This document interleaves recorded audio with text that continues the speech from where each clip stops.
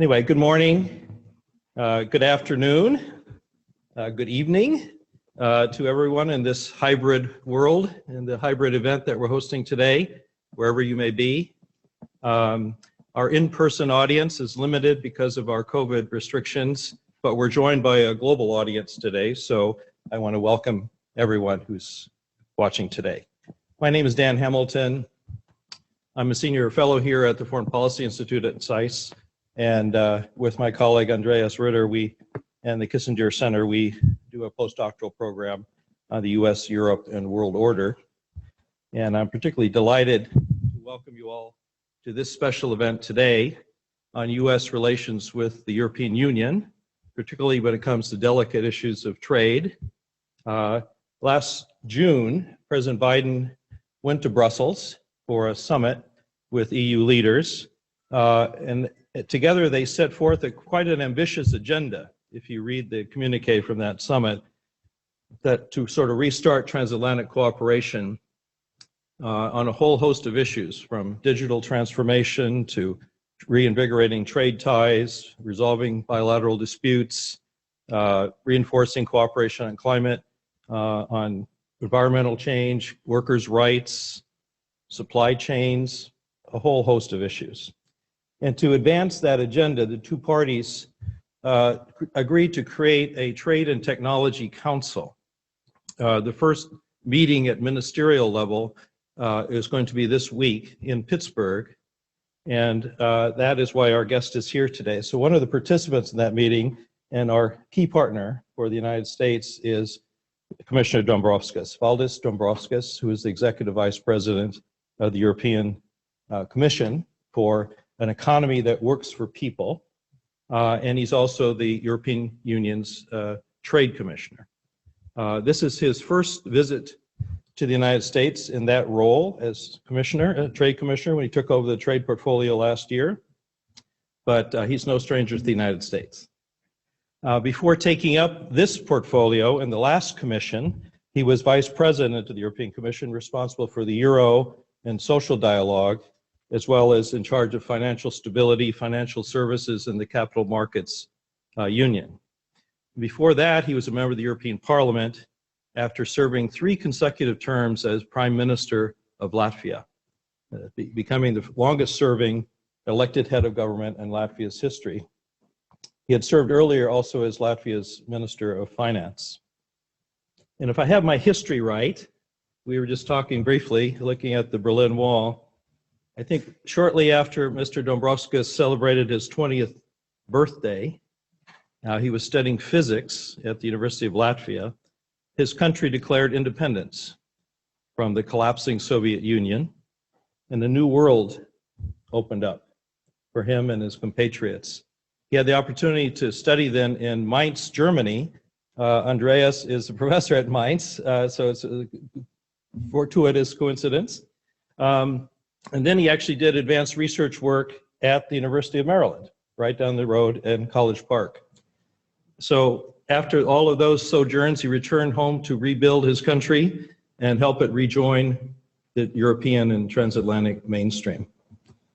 Commissioner Dombrovskis, it's a real pleasure to host you here today and have you with us. For the audience, after the Commissioner makes his remarks, you can join the conversation with questions. We'll have a short question session. If you're here in person, our colleague Jacob will be able to collect some questions. If you are online and you'd like to ask a question, there is a question option on your screen, and you can type in your question, and that'll come to us, and Jacob will be able to bring me those questions as well. So please join us in that part of the conversation after the Commissioner's remarks. Commissioner Dombrovskis, it's a pleasure to have you here today. Please. I'm going to put this back on.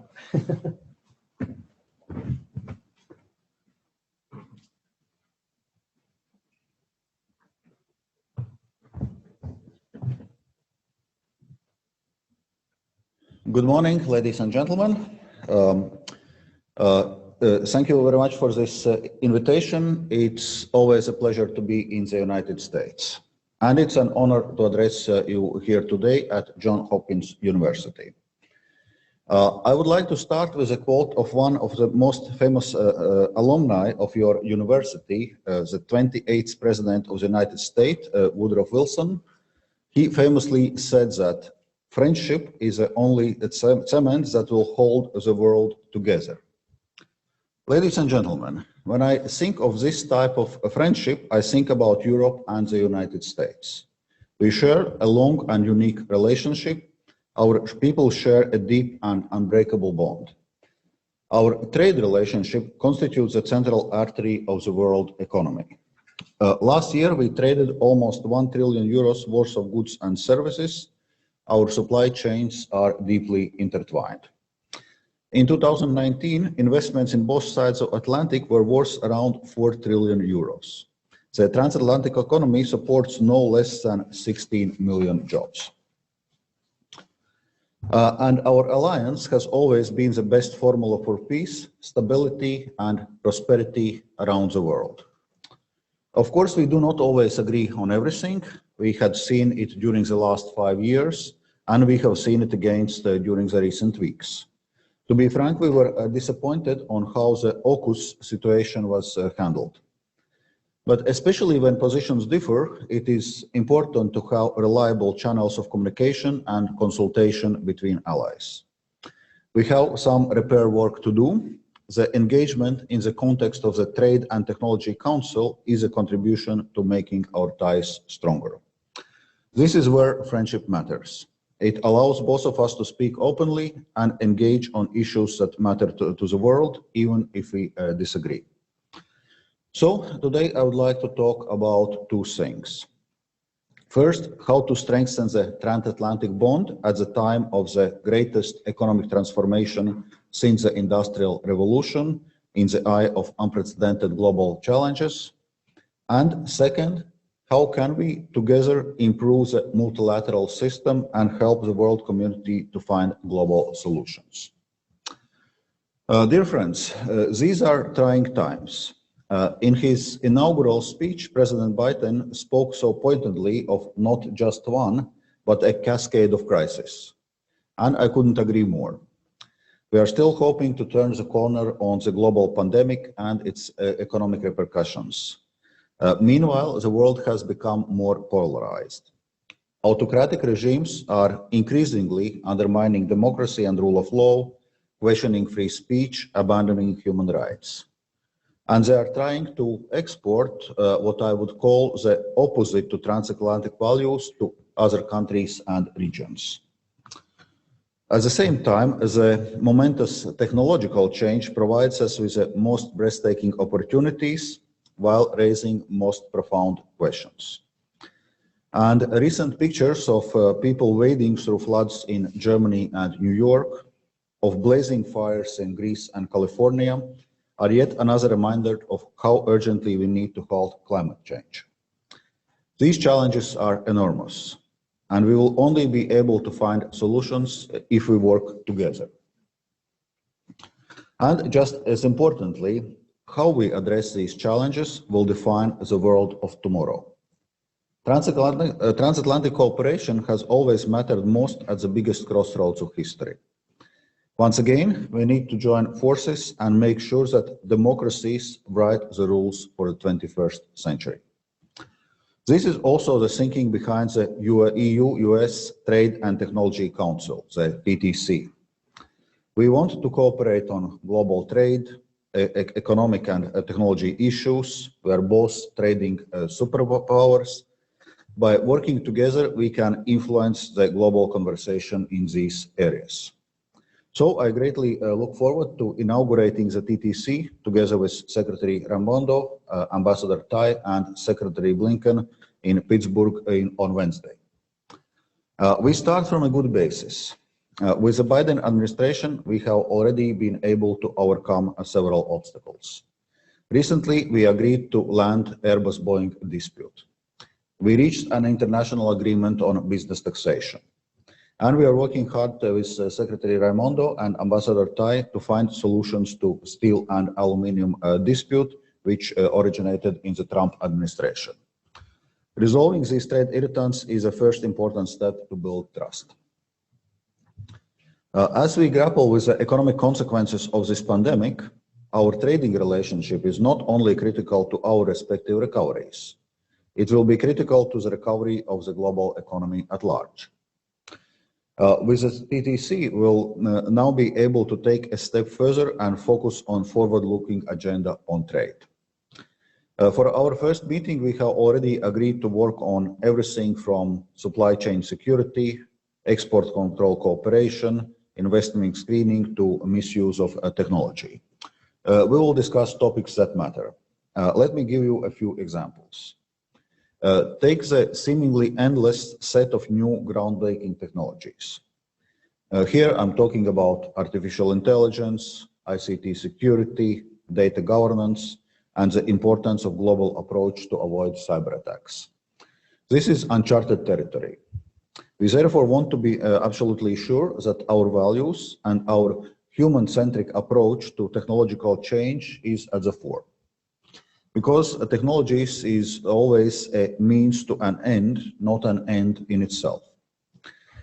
This is why we need transatlantic leadership on those questions. Together, we could create a regulatory blueprint for a digital economy that is valid worldwide. Digital markets should be competitive and accessible to international trade and investment.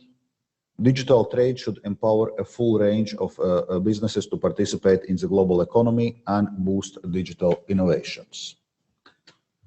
If people are to put their trust in new technologies, a digital infrastructure must be secure.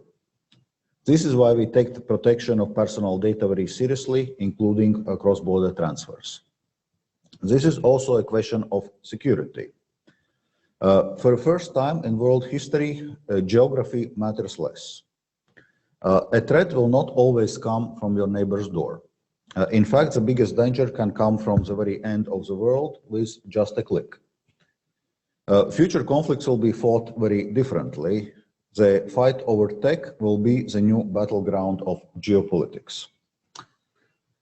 Security also means that we need to keep an eye on what we export and who is investing in our economies and what they are investing in. Here, our aim is to strive for convergent export control approaches on sensitive dual-use technologies. We want to develop a shared understanding on how to best do investment screening. In addition, we intend to work closely together to address non-market trade distortive practices and policies. We are saying that as democratic market economies, we share an absolute commitment to a global level playing field. We are saying that we want multilateral system to give everyone a fair chance, consistent with our core values, including respect for human, workers, and labor's rights and environmental protection. This is why we will cooperate closely to protect workers' rights at home and abroad and to combat forced and child labor. We can do it jointly by sharpening our respective tools, including in trade agreements and preference programs, and will cooperate in multilateral fora. Our cooperation should be both about rules and tools. Last but not least, we must put our heads together to see how we can help to fight against climate change.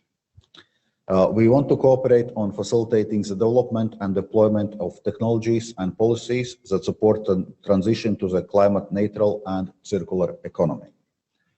These are just some of the many topics we will discuss. And we want discussions in the TTC to be inclusive. Stakeholders on both sides of the Atlantic have a legitimate interest to be heard and informed. The discussions of the individual working groups will be often very technical and detailed. So we are currently looking at the best way to obtain and feed detailed input from stakeholders into the discussions. And also vice versa, we're equally exploring options for exchanges with experts. While the TTC will be a good way for us to start finding transatlantic answers to these defining questions, in itself, it will not be enough.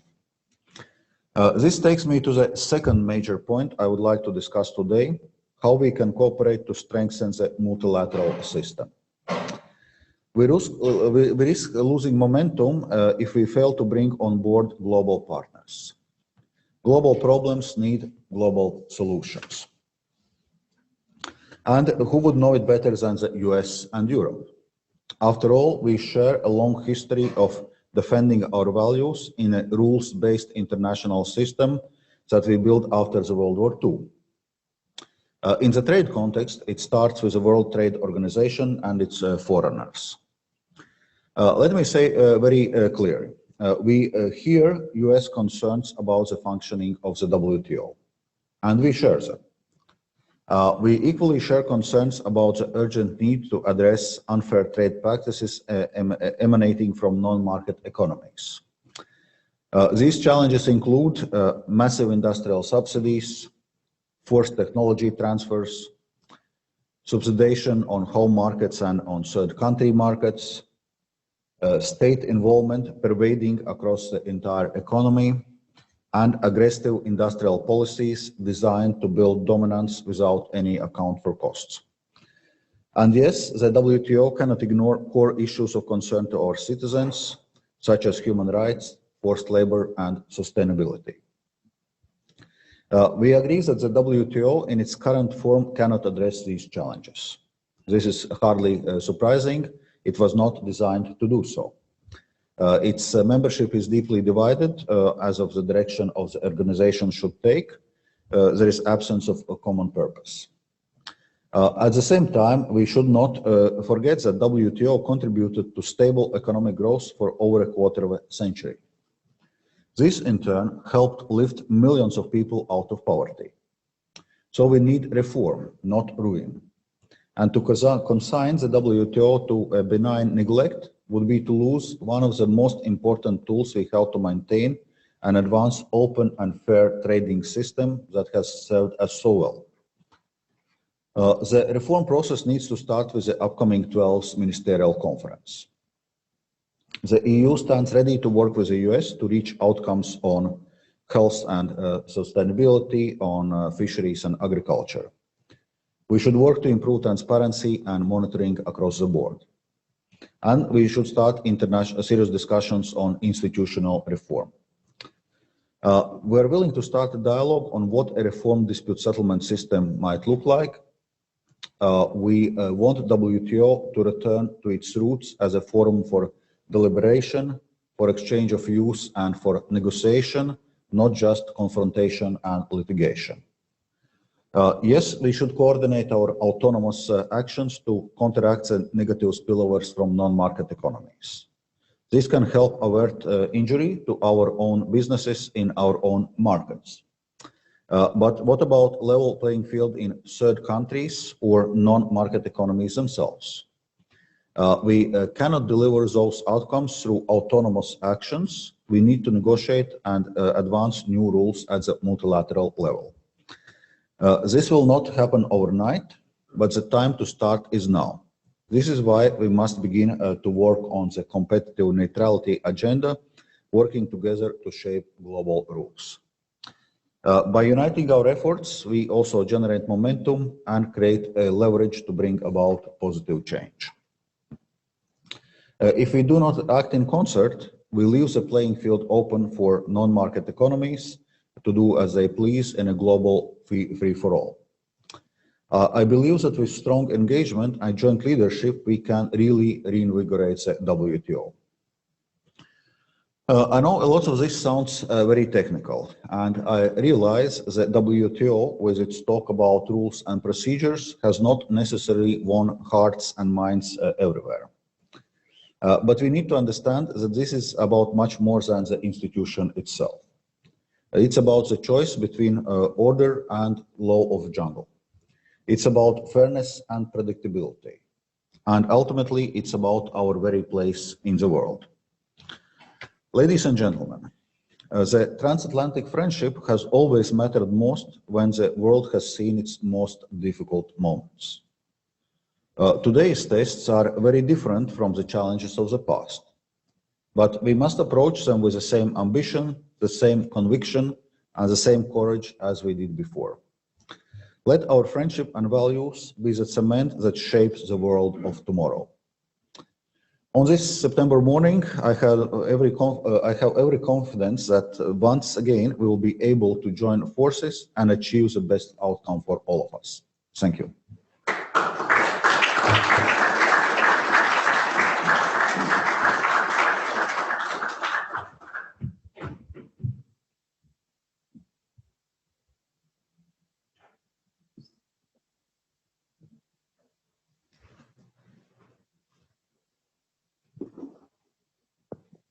Just testing, okay.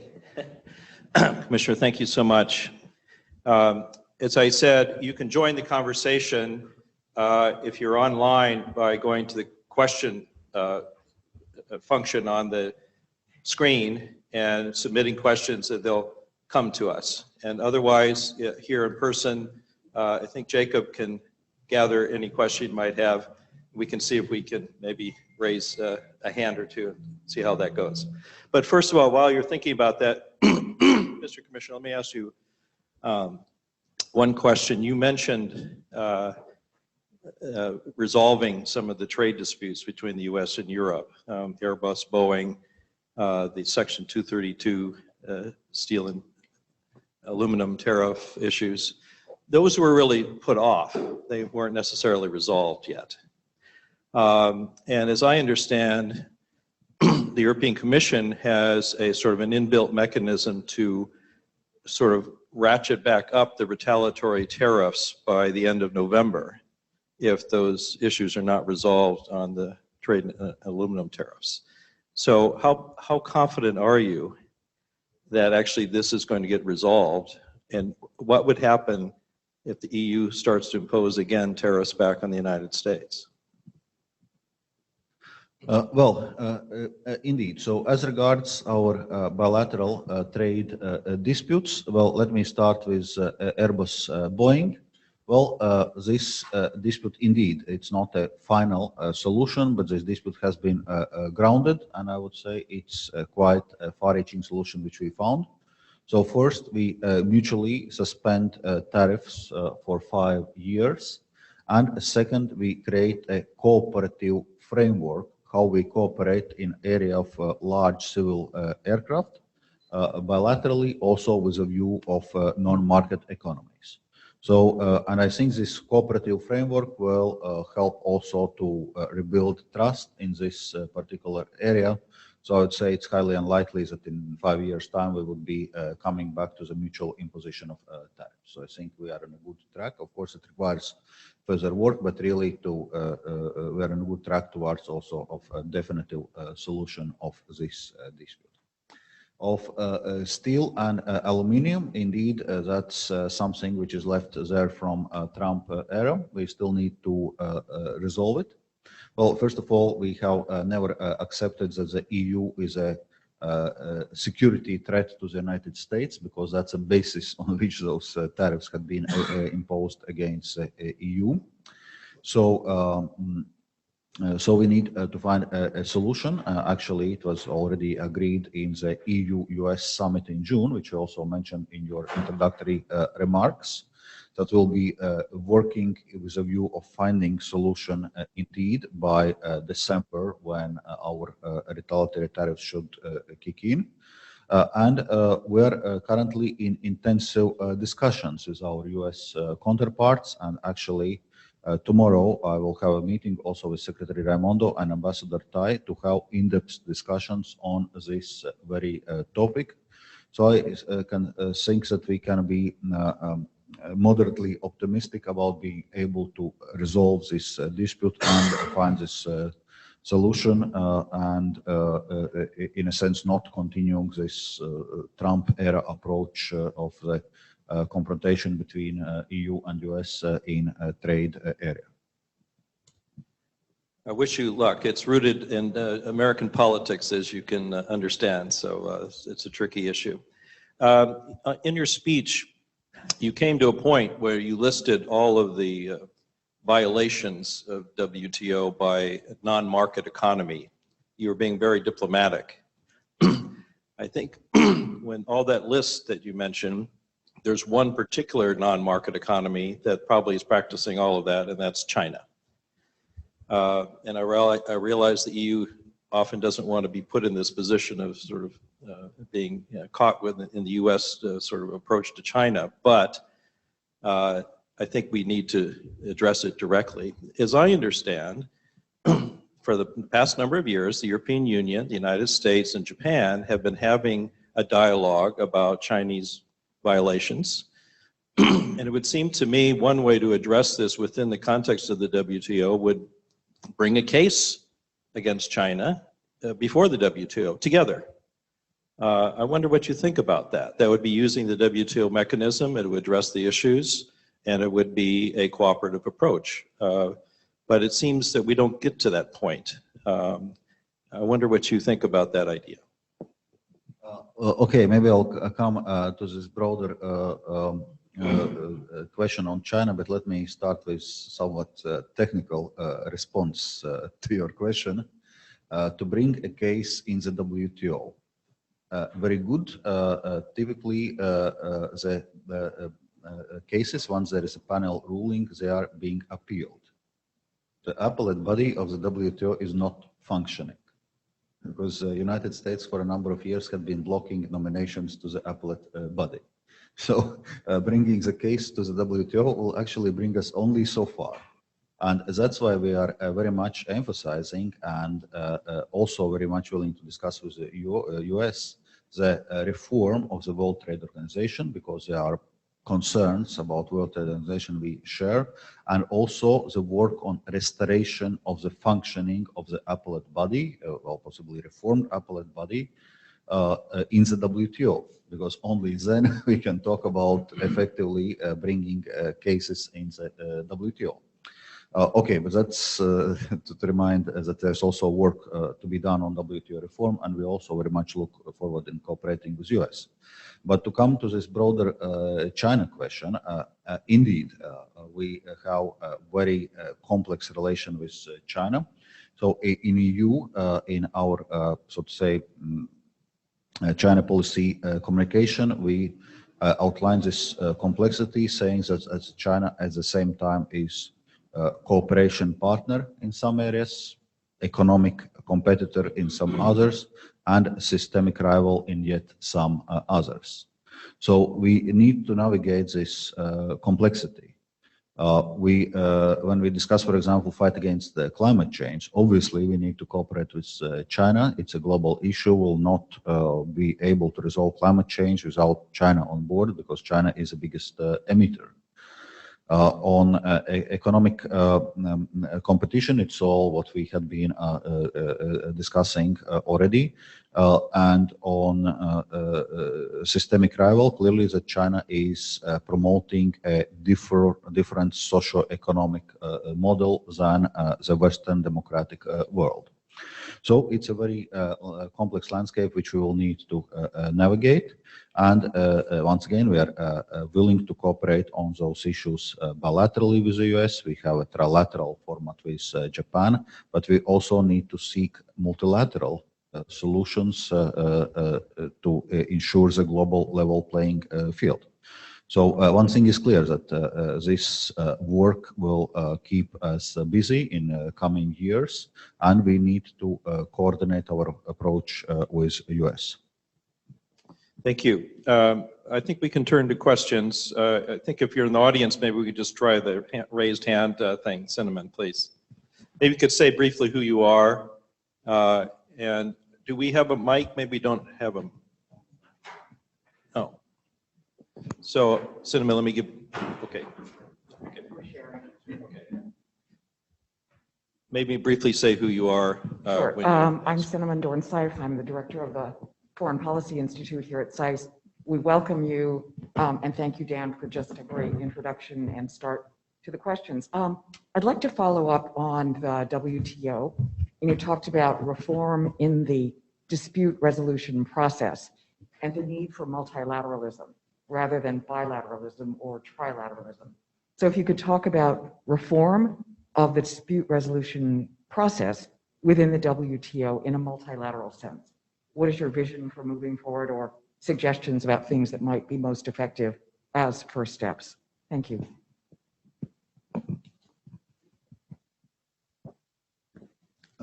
Okay, yeah, on the WTO reform, actually, we had put forward from the EU side a detailed roadmap on the WTO reform concerning all three core functions of the WTO, which is deliberation, negotiation, and dispute settlement. So the detailed roadmap is out. So what we now want to reach, in a sense, in operational terms, we are approaching the 12th Ministerial Conference of the WTO. It's in November.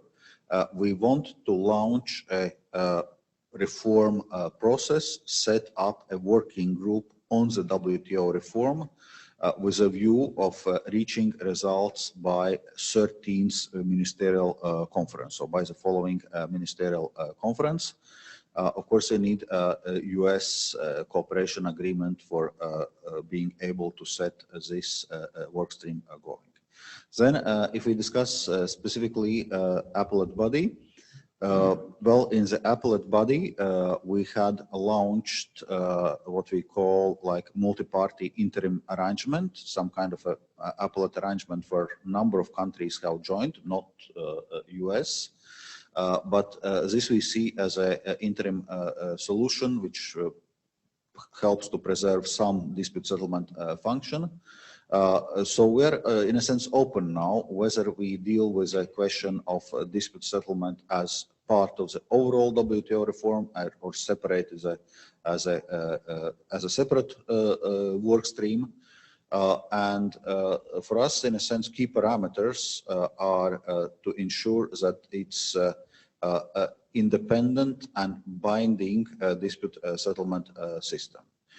Then we are aware of US criticisms of the appellate body. We are willing to look into how we can actually reform the appellate body. And this will be also, for example, topic of conversations on this broader WTO reform with Ambassador Tai when I'll be meeting her bilaterally here in Washington, D.C. We have some questions now that have also come in from our virtual audience, so if I may draw on those. There's a question here about how the disagreement, shall we say, over the Australian UK-US arrangement might have changed the EU's goals and expectations for the Trade and Technology Council. The question is also, what can the US do to show it as a trustworthy partner on future trade and technology regulations? And the background to that is also, as I understand it, a number of member states of the European Union saying, you know, we need to be more involved in this council. It shouldn't just be the Commission. And I wonder, given this background now with the French and the Australian disagreements, whether there's more pressure on you and your colleagues to have member states more involved in this process than had been planned. Okay, so first of all, on this AUKUS agreement between Australia, UK, and US, as I said in my speech, indeed, in the EU, we're disappointed because we were neither consulted or not even informed about this development, and it ended up then with Australia cancelling a major contract on submarine supplies with a French company. So clearly, there has been a disappointment. So we had been consulting intensively with US in this regard, also of course with other parties, and in a sense we had managed to get some positive confidence building steps in a number of areas, which actually not directly related to submarines, but like finally, in a sense, relaunching the possibility to travel between EU and US, where US was not permitting travel from the EU. Never mind that the epidemiological situation in the EU is actually better. we agreed on a new EU-U.S. vaccine strategy. In the area of defense, there was agreement to launch a dedicated EU-U.S. Defense dialogue. So in a sense, there were a number of steps. Also, as you know, bilaterally, President Biden spoke with President Macron. Also, there some agreements were reached. So it's very clear that in situation like this, answer is not to disengage. The answer is to engage, to discuss over the difficulties, different points of view, and see how we can cooperate further. And that's exactly what we are going to do in today's time in Pittsburgh. Well, as regards member states, influence of this work, it must be said that the European Union is a union of 27 member states. So obviously, member states have a say on pretty much everything we do and everything we negotiate. And not only member states, we want actually TTC to be a very inclusive process. So we'll have consultations with European Parliament, we'll have broad stakeholders consultation, and actually just before the TTC Council itself, we'll have a stakeholders meeting also in Pittsburgh to show this inclusive way of working. Thank you. A number of questions here relate to data transfers and privacy issues. If I could sum them up, probably. The U.S. and the EU are negotiating a successor to what was called the Privacy Shield, which was a way to regulate personal data transfers across the Atlantic that was invalidated a summer ago by the European Court. And so it was thrown out, and so both sides are now trying to negotiate a successor. Some would say, and that's the gist of these questions, can you really renegotiate something that was deemed invalid in a court? Because it seems that it's more about different legal regimes, not something diplomats can sort of come up with a next sort of fix. So isn't it a tougher issue than just a negotiation? And will this issue come up in the trade and technology meetings that you're going to have this week? Is it necessary for the EU and the US to reach an agreement on data privacy before you can actually deal with artificial intelligence, data governance, and some of these other issues? Yeah, okay. So this data transfers question, of course, is an important question. Maybe to answer to that part of your question concerning the TTC, well, it may well be that we'll be touching up on this issue, but it will not feature prominently in our TTC meeting because there is a already established separate work stream where we deal specifically with implications of this European Court of Justice ruling and how to ensure transatlantic data flows. It must be said that we are not first time in this situation, unfortunately. Before this Privacy Shield arrangement, we had a safe harbor arrangement, which was also struck down by a European Court of Justice. So this time, indeed, we need to work and find a solution which can withstand the scrutiny of the European Court of Justice, and that's exactly what is currently being done. So in between, transatlantic data flows rely on so-called contractual arrangements, contractual clauses. Well, that's a solution, but that's not a definite solution. So we really need to find a proper definite solution. I am aware of this issue from my own experience from a different angle during my previous mandate when I was responsible, as you said, also on financial services. After the first ACJ ruling, we were discussing with Securities Exchange Commission how we ensure the flows of financial supervisory data between EU and US. And that's very important if we want to continue effective cooperation on areas like anti-money laundering and counter-terrorist financing. So those data flows are very important for very many different reasons. And that was an angle through which I had to look at this problem. So in any case, this solution will have to be found.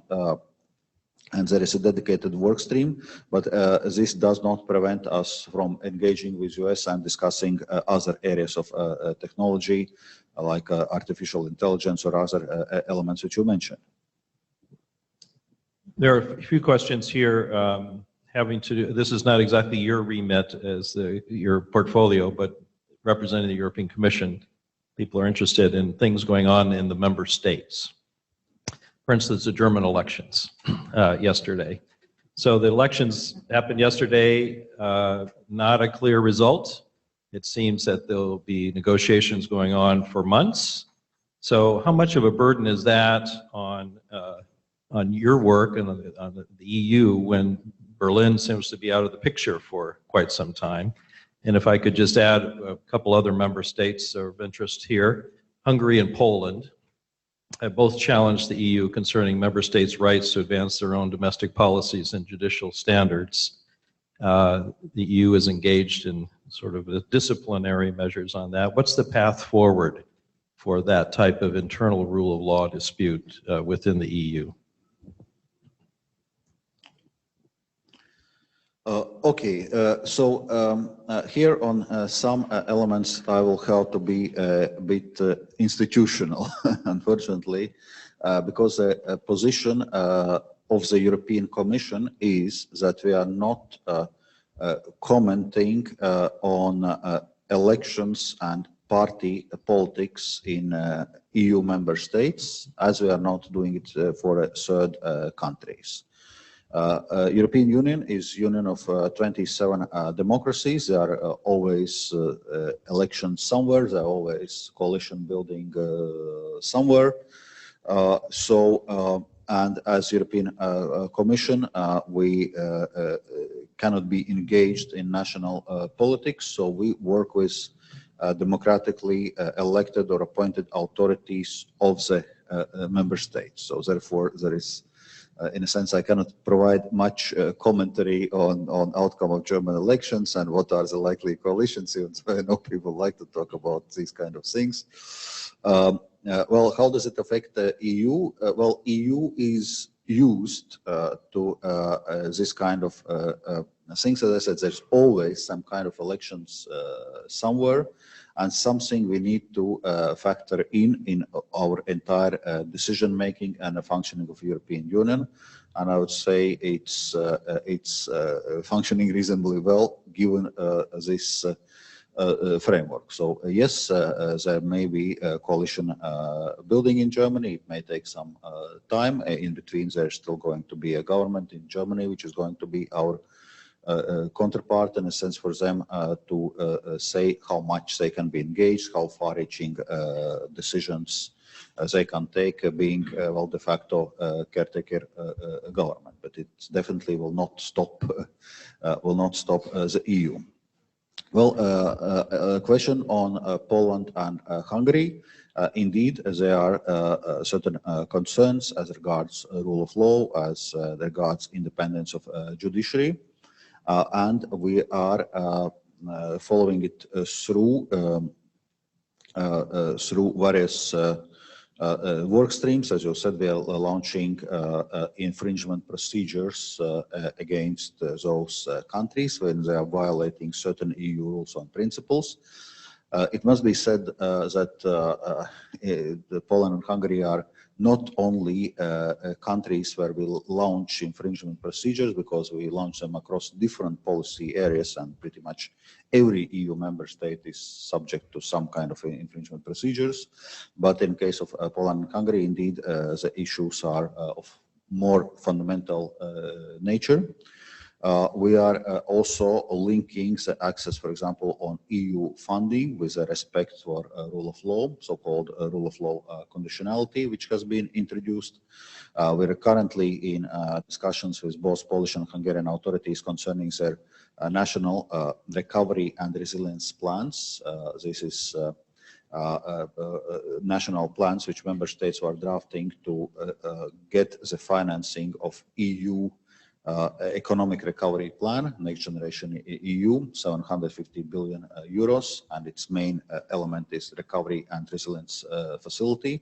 So also there we are seeking certain reassurances on the way how money is being spent in line with European goals and targets. Let me see if, yes, please. You have to take this, and if you could say who you are, please. Yeah. Hello, my name is Selin Kumbaracı. I'm a first-year Master of Arts student here at SAIS studying international relations and a Fulbright scholar from Turkey. I had a question regarding the carbon border adjustment mechanism, and I was wondering how you think it will impact your work under the TTC, and if the TTC will have a role in how the adjustment mechanism will be rolled out. Thank you. If I could, just for the audience online, in case that wasn't clear, the question is about the carbon border adjustment mechanism that the EU is proposing to develop, which the Commissioner can explain, and how will that affect relations with the United States? On the first part of the question, is it going to be a part of the debates of TTC? I would say likely not, because Trade and Technology Council is about new and emerging technologies.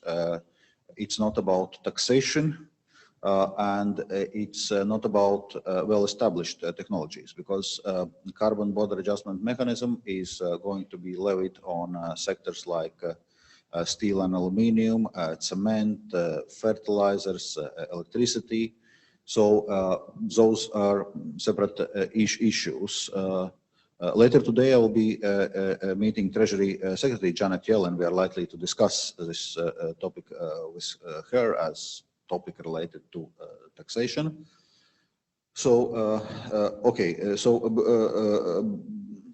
broadly speaking, so what is this carbon border adjustment mechanism, how it functions? So, as you know, in the EU, we have committed to the carbon neutrality, climate neutrality by 2050, and we set very ambitious emission reduction targets also for 2030, 55% emission reductions in 2030. So it means we cannot continue to give free emission allocations to our energy intensive industries like the ones which I mentioned. So we will start phasing out those free emissions and putting a price of carbon also on those industries. And to deal with the problem of carbon leakage, meaning that these productions can just move outside the EU, and then those goods are being imported in the EU, which by no means will also solve our environmental goal, which is to reduce emissions. We are then introducing this carbon border adjustment mechanism to maintain level playing field. So in a sense, we want to ensure that if we are putting price on carbon for European industries, other industries in countries which have less stringent environmental regulation will have to pay this carbon border adjustment mechanism if they want to export goods to the EU. And we were very careful to design it in a WTO compliant way, so ensuring that there is a, so to say, a balance how we phase out our free emission allocations and how we phase in CBAM. And we'll actually only start charging CBAM on third country companies as of 2026. So there is sufficient time also to prepare and do necessary adjustments, sufficient time also for discussions with different third countries. Well, US is not going to be among countries most affected by CBAM. Nevertheless, there is interest also from the US side on CBAM, both concerning the US industries, but also of more systemic nature. So we are definitely ready to discuss with our US counterparts also the implications of CBAM and also approaches which US is taking in reducing emissions and how those can be taken into account. And I was mentioning that when we are looking at countries with less stringent environmental regulations, for example, if a third country is putting the same price of carbon as we are doing in the EU, those imports will not be subject to this CBAM. Just related on energy, different question, but here's the question. Could U.S. natural gas imports help solve Europe's energy crisis, or will Europe rely on Russia to power its economy?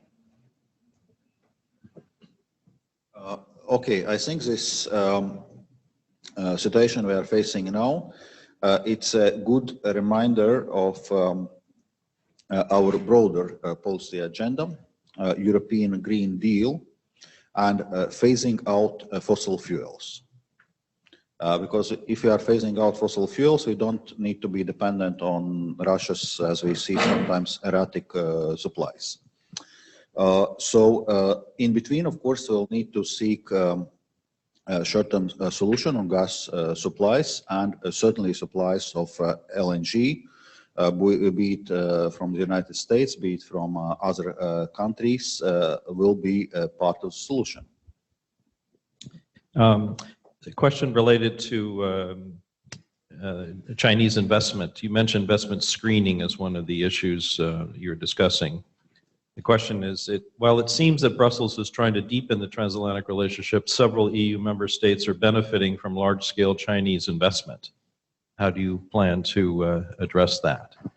Well, in the EU, we already have an investment screening mechanism in place, meaning that European Commission is assessing what kind of investment is coming in EU member states and may also recommend not to accept certain investment if it's seen as posing concerns regarding national security or public order. So our investment screening mechanism in the EU is already in place, but we want to coordinate this approach with US also to see the tendencies on what kind of investments are going where, to which sectors, what are the concerns, what are the approaches. So there we want to have, to the extent possible, a coordinated approach. If I could follow on that, as I understand the EU mechanism, it's not quite the same or as rigorous as the US approach, which through CFIUS, through the Committee on Foreign Investment in the United States, which has a rigorous sort of a way to do that and was toughened up in recent years. The EU level of investment screening is not that, if I'm correct. And I think it also relies still on many member states doing their own screening of some kind. Maybe I have that wrong, but are these discussions trying to get to an EU version of CFIUS, or are you considering something else? Well, this is something exactly what we are willing to discuss with US to also learn from US experience and see also how we can further improve our approach. Well, our investment screening mechanism is relatively recent. If I'm not mistaken, it's in place since October last year, so there are still some lessons to be learned, but it's now relying not only investment screening in member states, but as I said, it's information is being provided to the European Commission. So European Commission is doing this screening at the EU level, so therefore also able to see some EU-wide trends and tendencies, also ensuring kind of uniform application of investment screening criteria. Let me come back. I think there was over here in the audience questions. Wasn't there someone who had their hand here? No? Okay. Jacob, you have others for us? No. One more, and that'll bring us to the end. Thank you.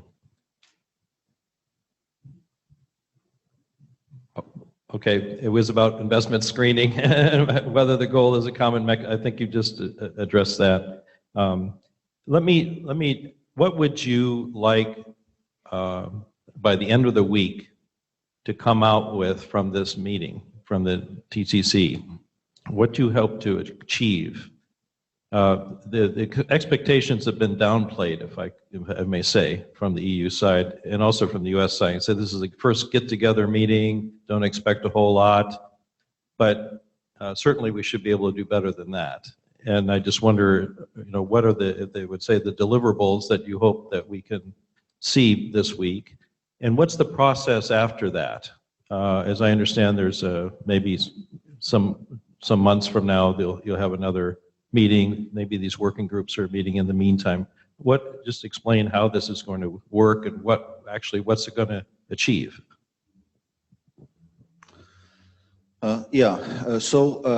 Indeed, this is inaugural meeting of the Trade and Technology Council. So the main idea is indeed to have this council up and running, sets the mission of this Trade and Technology Council, set up various working groups. So all in all, we'll have 10 working groups, 3 in the area of trade, 7 in the area of technology. In the trade area, it's export controls, investment screening, and global trade challenges.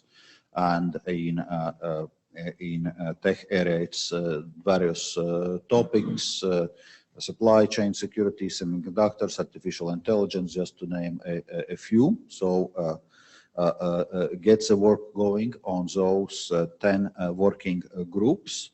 And the idea is that the Trade and Technology Council will then be meeting regularly at the principals level. So at least twice a year. So we would schedule the meeting for early spring next year in Europe.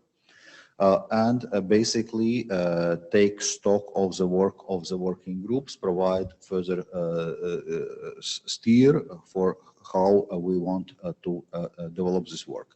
And it's worth noting that we see it as a flexible format. Okay, there are 10 working groups, but depending on how the work evolves, how technologies evolve, we may be changing the work direction of some working groups, setting up new ones. So it's a flexible format.